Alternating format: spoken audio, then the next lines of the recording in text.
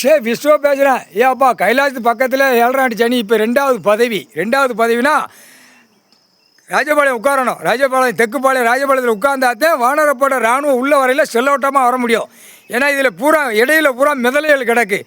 அரசியல்வாதி கிடக்கான், government lawyer கிடக்கான், வழக்கறிஞர் உள்ள கிடக்கான், கவர்மெண்ட் வேளாக்கரம் கிடக்கான், காவல்துறை கிடக்கான். இதெல்லாம் ஒதுக்கி 7ஆம் சனி ஒதுக்கி விட்ருவான் முக்கால் சத்தியம். இப்போ பாலத்தை திறந்துட்டான். இவன் தான் திறக்கணும். இவன் 7ஆம் சனி தானே. சனி உட்காந்து அந்த இடத்த திறக்கணும். அவன் திறந்துட்டான்.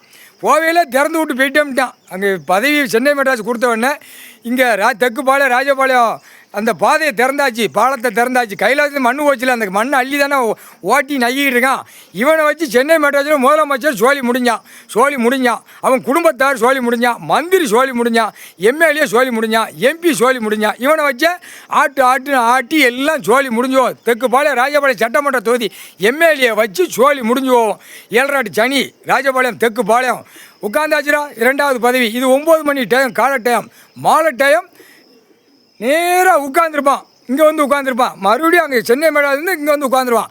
அப்போ காலை டைம் 9 மணி தெற்குப்பாளையம் ராஜபாளையம் பதவி. அவனை உட்காந்துருப்பான். காந்தி சிலையில் உட்காந்துருப்பான். 7ஆம் சனீஸ்வரி. அடுத்து 10 மணி சென்னை மெட்ராஸ் ஃபுல்லாக அழைச்சிட்டு வந்துடுவான். வந்தவொடனே இங்கே தான் உட்காந்துருப்பான். எங்கே தெற்குப்பாளையம் ராஜபாளையம் காந்தி சிலையில் உட்காந்துருப்பான். இப்போ பார் ராஜபாளையம் தெற்குப்பாளையம் அப்படியே என்ன மோதுதுன்னு பார். முக்கால் சத்தியம்.